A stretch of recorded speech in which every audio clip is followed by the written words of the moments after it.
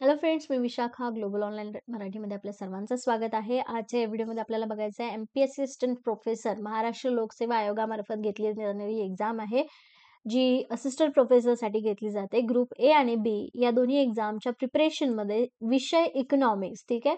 तुम्हाला माहिती आहे ही आयोग जी आहे या म्हणजे व्हेरियस सब्जेक्टसाठी ही असिस्टंट प्रोफेसरसाठी ही एक्झाम घेत असते. तर त्या एक्झाममध्ये स्पेसिफिकली इकॉनॉमिक्स विषयाचा काय सिलॅबस असेल किंवा कशा पद्धतीने याचे प्रिपरेशन तुम्ही करू शकता. डिटेल सिलॅबस पूर्ण या व्हिडिओमध्ये आपल्याला आजच्या या सेशनमध्ये व्हिडिओमध्ये बघायचा आहे.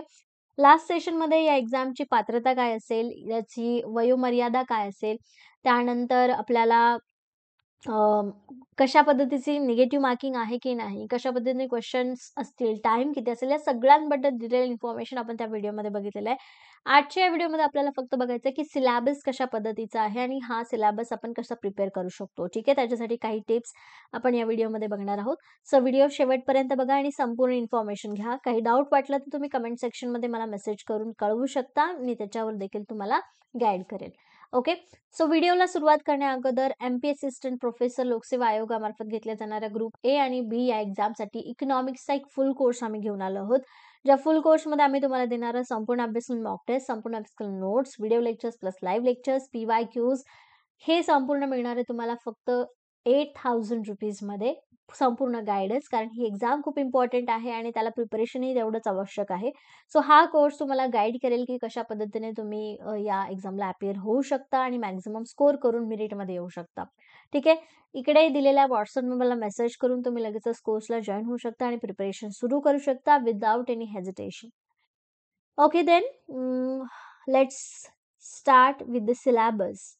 सो हे जे डॉक्युमेंट आहे, या डॉक्युमेंटमध्ये जसं मी लास्ट एका व्हिडिओमध्ये पूर्ण डिस्कशन केलं होतं, त्याची संपूर्ण इन्फॉर्मेशन याच्यामध्ये आहे. आणि या ठिकाणी आपल्याला दिसेल सिलॅबस काय आहे. ठीक आहे. विषयाशी संबंधित घटक, या विषयामध्ये खालील घटक व उपघटकांचा समावेश आहे. ज्यामध्ये सगळ्यात पहिला जो घटक आहे तो इथे तुम्हाला दिसत असेल, तो म्हणजे मायक्रो इकॉनॉमिक्स. खाली आहे macro economics, which are the main branches of economics. ठीक आहे. अर्थशास्त्रामध्ये जे आपल्याला आवश्यक घटक आहेत किंवा हमखास विचारले जातात ते हे मेन 2 घटक आहेत. मायक्रो इकॉनॉमिक्स आणि मॅक्रो इकॉनॉमिक्स. स्थूल अर्थशास्त्र आणि सूक्ष्म अर्थशास्त्र. सूक्ष्म अर्थशास्त्रामध्ये मग consumer behaviour, production cost, modern approach, त्याच्यानंतर decision making, game theory, market structure, behavioural theories of firms, factor pricing, general and partial equilibrium, efficiency criteria, welfare economics, asymmetric information, हे सगळे टॉपिक्स जे आहेत ते मायक्रोमधले आहेत आणि ते या सिलॅबसमध्ये संपूर्ण तुम्हाला अभ्यासायचे आहे. त्यानंतर मॅक्रो टॉपिक्समधले किंवा मॅक्रो इकॉनॉमिक्स, समग्र अर्थशास्त्रामधले कुठल्या टॉपिकवरती तुम्हाला लक्ष द्यायचं आहे. National income which is very very important. त्याच्यानंतर determination of output and employment, consumption function, investment function, multiplier accelerator, Keynesian and monetarism, demand for money, supply of money, theories of interest, ISLM model, inflation, Phillips curve, business cycle, monetary and fiscal policy, rational expectation, hypothesis and critics. ठीक आहे.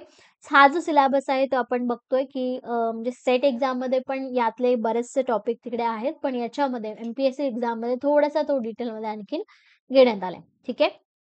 Then statistics and econometrics, probability theory, descriptive statistics, sampling method, statistical inferences, linear regression models, त्याच्यानंतर multicollinearity, economic modelling, identification problem, simultaneous equation model, discrete choice model, time series analysis, हे झाले स्टॅटिस्टिक्सचे topic, statistics and econometrics.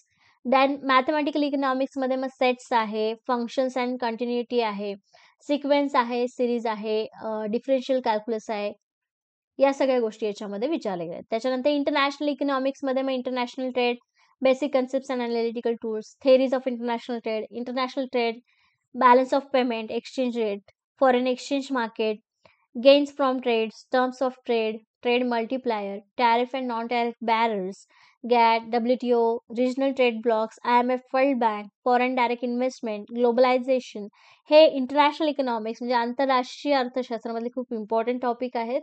हे सुद्धा आपल्याला याच्यामध्ये अभ्यासायचे आहेत. त्याच्यानंतर public economics, money and banking, growth and development economics, environmental economics, demography, Indian economy, हे सगळे इम्पॉर्टंट टॉपिक्स याच्यामध्ये मेन्शन केलेले आहेत. जसं की मी आत्तापर्यंत सब टॉपिक्स पण म्हणजे तुम्हाला रीड करून दाखवले, की हे त्याच्यामध्ये सब टॉपिक्स आहेत. ठीक आहे.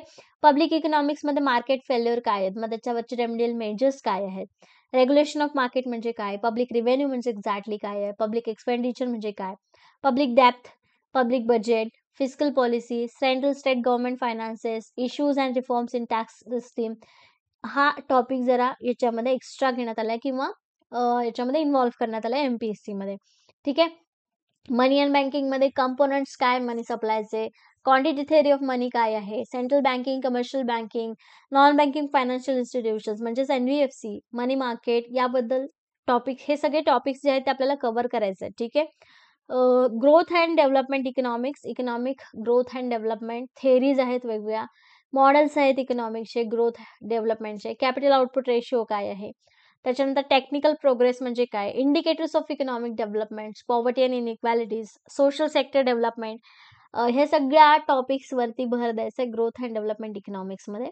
देन एन्व्हायरमेंटल इकॉनॉमिक्स, डेमोग्राफीमध्ये कॉस्ट थेरम आहे, environment as a public good आहे, एन्व्हायरमेंटशी रिलेटेड जे काही इकॉनॉमिक्स आहे ते सगळं आपल्याला याच्यामध्ये अभ्यासायचं आहे. ठीक आहे. Life table, migration, population theories या सगळ्या आपल्याला याच्यामध्ये अभ्यासायचं आहे. आणि 10 मध्ये तर मग आपल्याला पूर्ण इंडियन इकॉनॉमी पिंजून काढायची आहे. म्हणजे ऑलमोस्ट जे काही 9 टॉपिक 9 युनिटपर्यंत आपण शिकलेलो आहोत, ते सगळं इंडियाच्या भाषेमध्ये किंवा इंडियन इकॉनॉमीमध्ये कशाप्रकारे यूज केलं जातं, ते सगळं आपल्याला बघायचं आहे. ठीक आहे. Rural development, urban development, industry कुठल्या-कुठल्या आहेत, डेमोग्राफिक ट्रान्झॅक्शन कसं आहे, त्याच्यानंतर फॉरेन ट्रेड कसा आहे इंडियाचा, इन्फ्रास्ट्रक्चर डेव्हलपमेंट कशी आहे इंडियाची, इंडियामध्ये रिफॉर्म्स कसे झालेत, land reforms, labour reform, capital market कसं झालंय. त्याच्यानंतर फायनान्स कमिशन आहे, स्पेसिफिकली 14 आणि 15चं फायनान्स कमिशनचं रिकमेंडेशनचं स्टडी याच्यामध्ये करायचं आहे. FRBM काय आहे, रोल ऑफ नीती आयोग काय आहे, पॉवर्टी इनइक्वॅलिटी अँड एम्प्लॉयमेंट इंडियाचा किंवा भारताचा कसा आहे specifically, impact of covid pandemic on Indian economy ह्याचा पण स्टडी करायचा. म्हणजे स्पेसिफिकली एम-पी-एस-सीने तुम्हाला पूर्ण सांगितलेला आहे. हा जो सिलेबस आहे अपडेटेड सिलेबस 30 एप्रिल 2025 चा आहे, म्हणजे याच वर्षीचा आहे. सो एक्झाममध्ये जे काही एक्झाममध्ये विचारलं जाईल ते ह्या टॉपिकच्या बाहेर जात नाही. या टॉपिकवरतीच तुम्हाला क्वेश्चन्स विचारले जातात.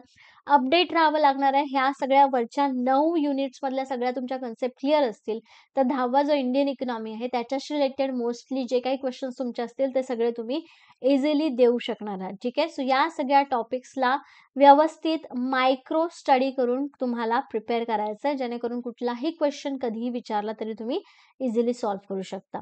ठीक आहे. सो ही जी PDF माझ्याकडे अवेलेबल आहे, ती जर PDF तुम्हाला हवी असेल तर मला कमेंट बॉक्समध्ये जस्ट मेन्शन करा. I will share with you, किंवा तुमचा मेल आयडी मला शेअर करा त्या ठिकाणी. मी तुमच्या मेल आयडीवरती ही PDF तुम्हाला शेअर करेल, ज्या थ्रू तुम्ही तुमचं प्रिपरेशन सुरू करू शकता. ठीक आहे. 1 बाय 1 टॉपिक आपल्याला सगळे करायचे आहेत, प्रिपेअर करायचे आहेत, जे कोणी या एक्झामसाठी प्रिपेअर करतात ते. Okay. So that's it for today. Thank you for this watching video and all the very best everyone.